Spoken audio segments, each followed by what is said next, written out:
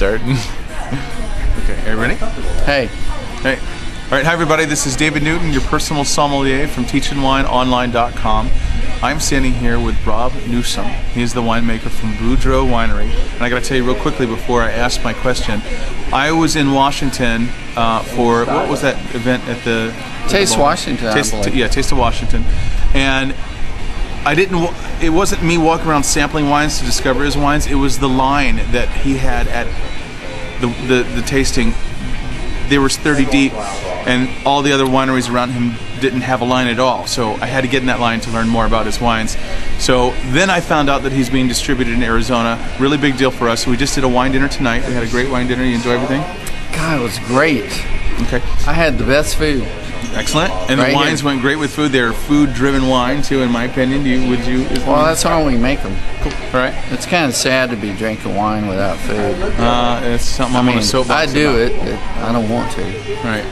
And actually that's something that I'm frustrated with, is the lack of food pairing that's going on in the wine world, especially in the West. So that's a whole nother video. But my question for you today is, what is it like being a boutique winery in Washington State? Well, it's fantastic.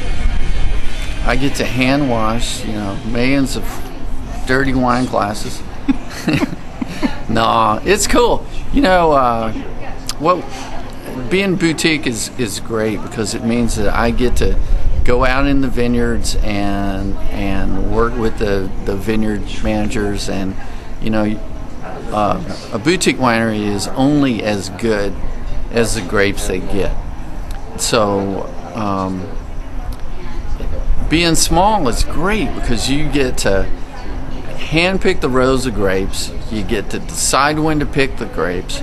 You get to decide what barrels you're going to use, and like right down to, I don't like that barrel, but I like this barrel, and you get to hand pick everything. And then, by the time I make a bottle of wine and I send it to you and you drink it, I probably pick that bottle up like 10 times. It's unbelievable how many times we handle the wine. So a tremendous amount of focus from the beginning to the end, right? A lot of focus, yeah. So what do you think is going to happen with Washington wine over the next 10 years? It's going to blow up because our fruit is really good. We get great, ripe fruit flavors. Winemakers in general, there's 700 and something wineries in Washington right now. And winemakers are getting a lot better, and there's great wines there. It's in my glass. So thank you, Rob Newsom from Boudreaux Cellars. I want to say winery, but is it Cellars? Cellars. Okay, Boudreaux Cellars. And thank you for joining us on teachingwineonline.com. Yeah. We're done. That's it? Oh, I had a lot more. Let's keep going. Okay. What do you got? What do you want to riff about? Okay, look. Here's the deal. Here's the deal about Boudreaux Cellars. We're the only winery in America, according to Food and Wine magazine, that's completely off the power grid. For 30 years, my wife and I, bless her heart, have lived off the power grid. And so we started making wine 13 years ago, and we went, well, what the hell? We'll just build this winery out in our front yard, and we'll keep going. We'll just generate with propane and batteries and inverters and all this stuff. So we make wine off the grid, completely off the grid. So don't try that at home. Get you some. But you make your own rules then. Make all the rules. And it begins in the vineyard. If the power goes out, it's my own problem. Yeah. All right. So what would be the toughest thing about being a Washington boutique winery?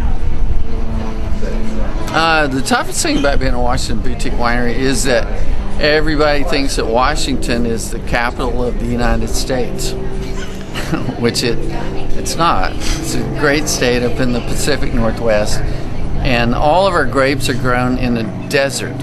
So we have remarkable long hot days with really warm evenings and really cold nights. So what happens is our fruit gets really ripe but our acids stay really high.